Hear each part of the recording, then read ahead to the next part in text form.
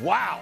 Losing Sharpies, luckily, got it back. A lot of enthusiasm. That was. It's the show that is apologizing for putting up that Mac Jones countdown. Thank you. Despite driving ratings in the Jacksonville area. So, thank you. 1/3 of that. the show By the way, is behind that. we need a lot more apologies throughout the show for that.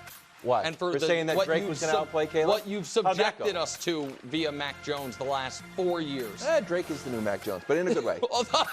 You don't want that. We start with the undefeated Chiefs. Leo Chanel blocks the Broncos' field goal attempt to keep Kansas City's perfect record intact. A lot of optimism from Patrick. Here's what Adam Kilgore of the Washington Post wrote.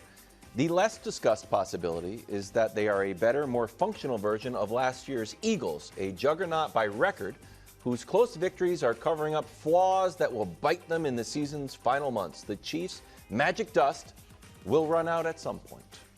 Nick, how confident are you in the Chiefs? More confident than I've been in any Chiefs in my life, but I do want to say something first about that quote and about that comp and about our show. Oh, all right. Because this is, you got annoyed with me on Friday when I pointed out that when the Ravens, who have lost 5 times since the Chiefs last lost a game, win close games, we spend 15 minutes talking about, will Lamar win every MVP from here to eternity? How will anyone ever stop this offense? Wilds is writing fan fiction about the only way they could lose is when Lamar plays great, but the defense plays bad and this and that. And when the Chiefs win, we start with Wilds scoured every internet available. He went to the Washington Post for a game involving. I was wondering how you found that. Do you read the Washington Post? No, the Washington Post is great for journalism political. is dead if I can't read the It's great for Washington the political coverage. I don't know if it's the first place people go for Chiefs Broncos news is Adam Kilgore in the Washington Post. Well, I liked but you That's found it and true. wanted to lead That's the true. show with it. So that's first of all. So I just do think we have an odd angle to which we attack the Kansas City Chiefs. Second of all, the Eagles comp is ridiculous because they quit at the end of the year. They quit. You said it and I said it, Brou. In that playoff game, they quit. They fell apart. They were poorly coached. They changed coaches. None of those things apply to the Chiefs. But so why am I more confident in a Chiefs team that wins by such close margins and trails every game? Yeah.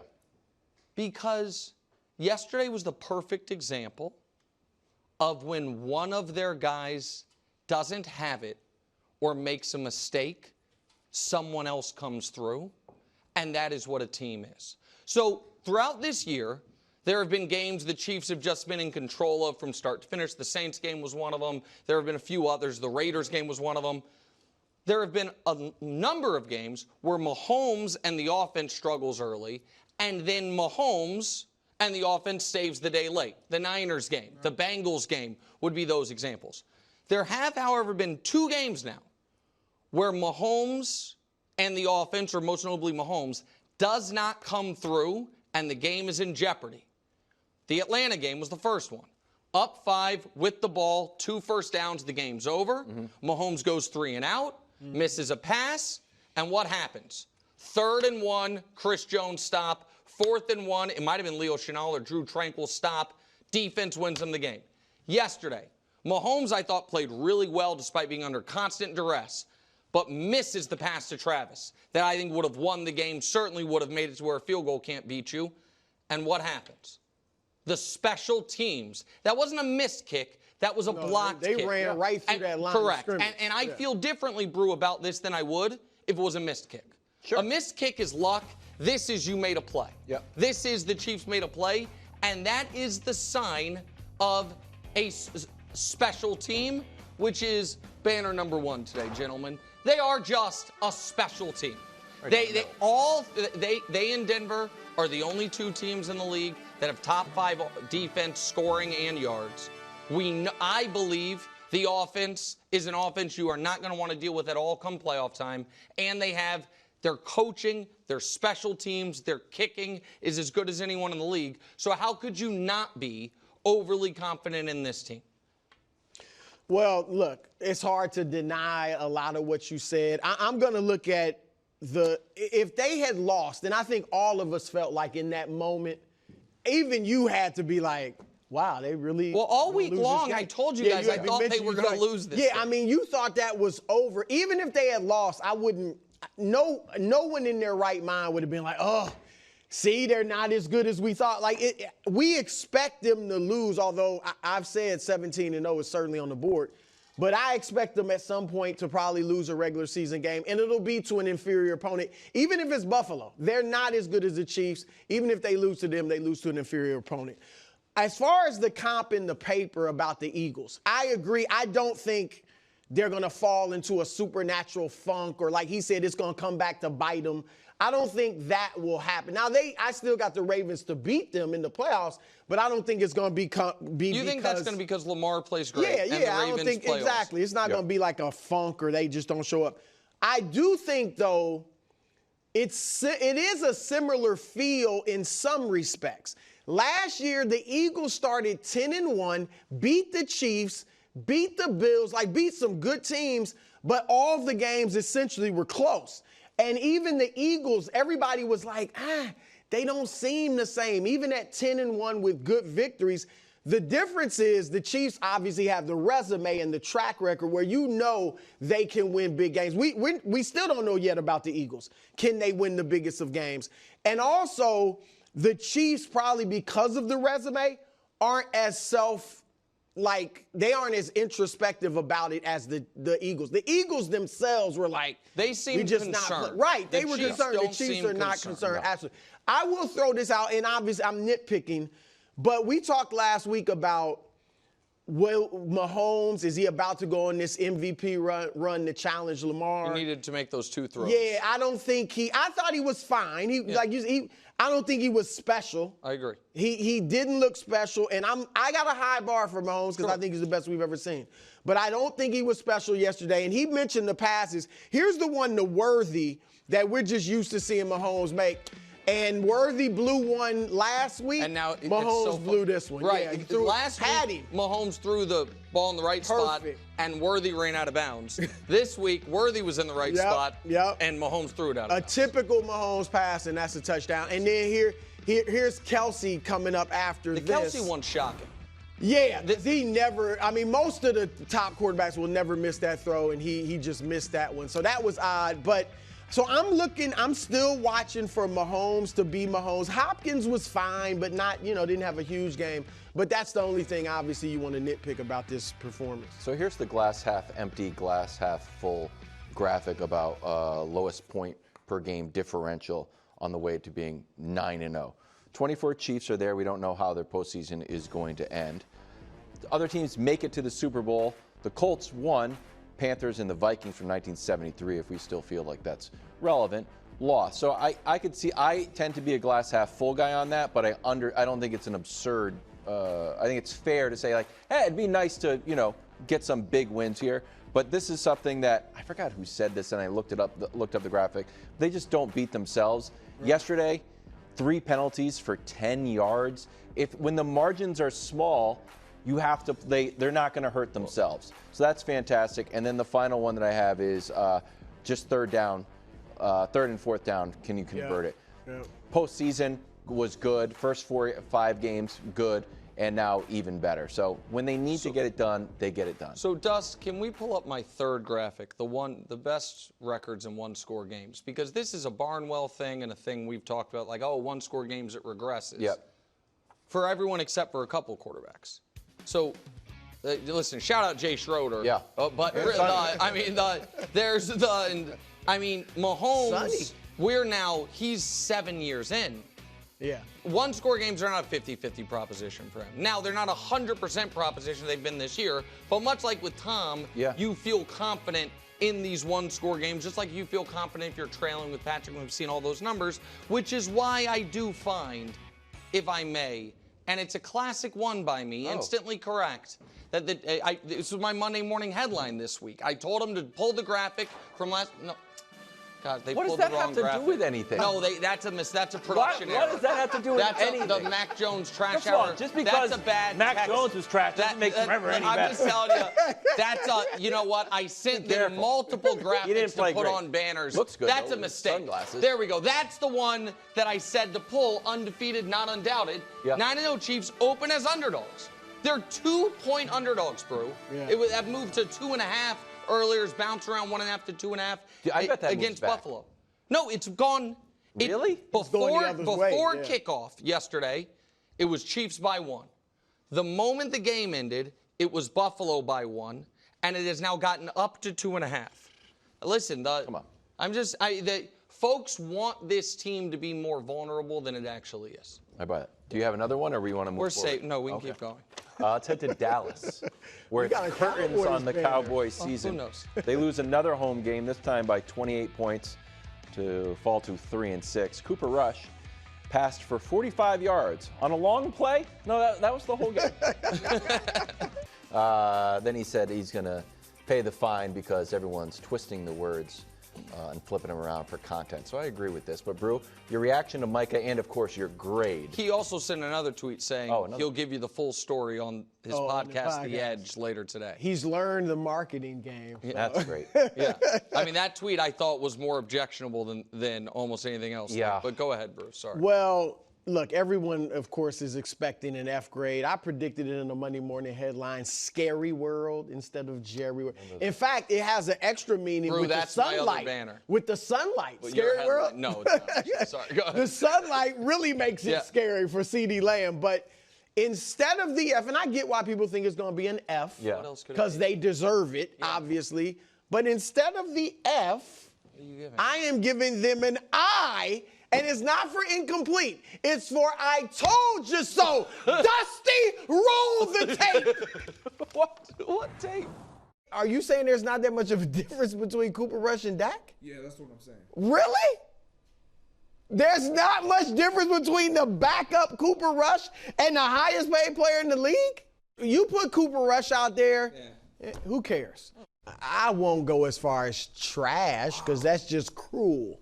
But I don't think Cooper Rush is very good. I'm going to talk up Cooper Rush like he's the cat's meow. All right? Even though I know he is nothing compared to Dak Prescott on his worst day. I wish Greg Jennings was here because all of those were directed at Greg Jennings. And you actually picked the Cowboys, though, to win. Bruce. With Cooper Rush playing quarterback.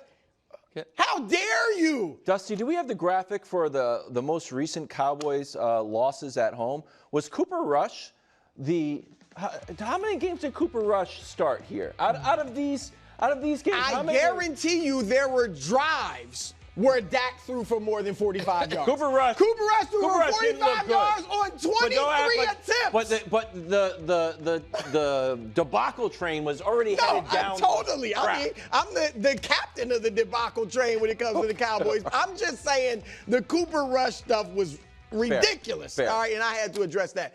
I'll address Micah, and then I know you. I do think Micah meant.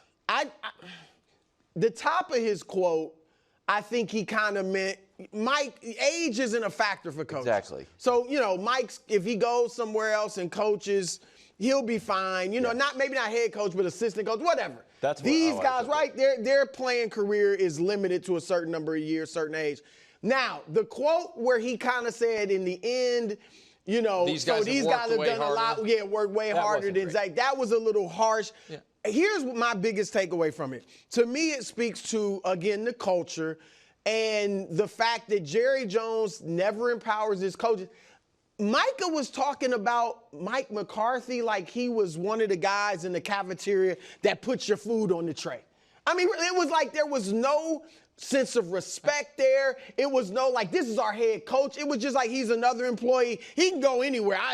You wouldn't say that about a head coach you really respected, and I think the players don't respect him because they know Jerry's is darn near the head coach. Can I go another step? Or like rock with him. Like imagine if you asked a Lions player like Dan Campbell. Oh, yeah, absolutely. Like no, if he's going, it was just like, I don't really. Yeah, I just can't. It was totally indifferent. He was indifferent to him. Yeah. On the Micah piece of it, he's not mature enough to be the leader of your football team. He can be your best player. He is your best player.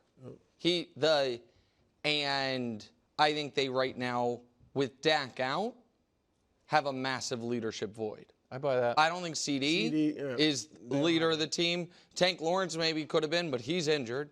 Zach Martin is the guy he's talking about. Hard for an offensive lineman. Zeke's the worst player on your team. You don't have to be the best player doesn't have to be the leader. The worst player can't be the leader.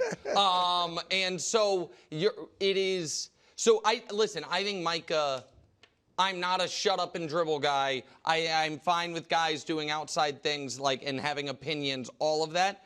I think Micah has gotten his priorities slightly askew.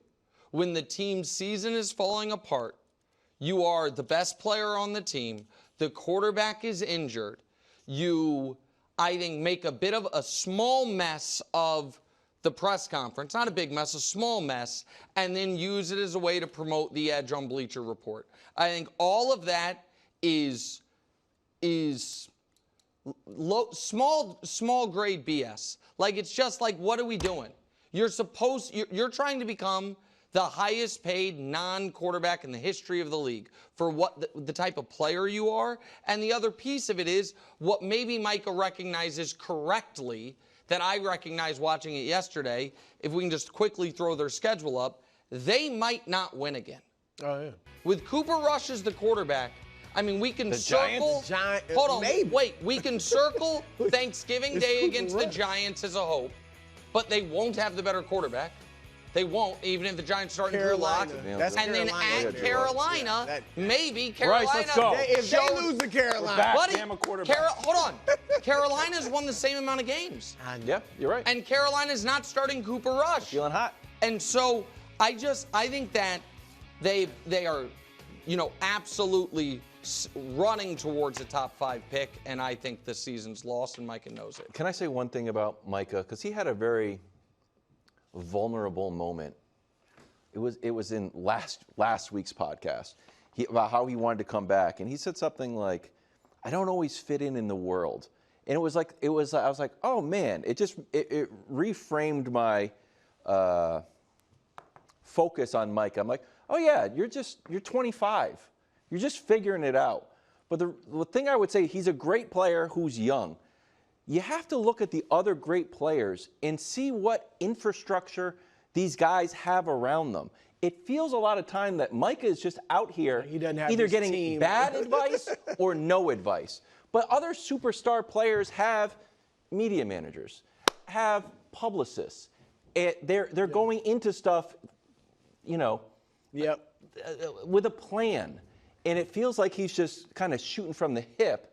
And a lot of that is not necessarily. I think that's an interesting point. A 25-year-old can only be so mature. From the very beginning, his own publicist, guys advising him, and he's never had these huge missteps like that. Okay. I know it can. I know some guys are just super mature. I get it. But if you're going to be the leader of the Dallas Cowboys, he's not, though. He's not. How many of those guys you're thinking about outside of the Cowboys have podcasts? I've always said, I don't mind a player having a podcast, Draymond Green. He's too young. He's too young to Everybody have with a podcast who is a good podcast, I know the person who's behind the podcast. There's a whole team. Yeah. So I'm sure he's got a team. I know and the other problem is the Cowboys team it's that they're playing Zeke. It's that the guy they gave up a 4th-round pick for is, not even ready to play yet, while DeAndre in his first game with the Chiefs is scoring a touchdown. Trey? It's all of it. And I know the story is on the curtains, but that's why I did this. Jerry's got to stop being the Cowboys general manager. I like that. Which I know we're going to talk curtains later. Yeah. And we're also going to talk about what the Cowboys need to do. That is more important than any move they can make. Because right now, they are as poorly run as any team in the league. Who's firing him? Well, that's the problem. Tough one. Thanks for watching. Subscribe here to get more from the show and to check out clips from other shows on FS1.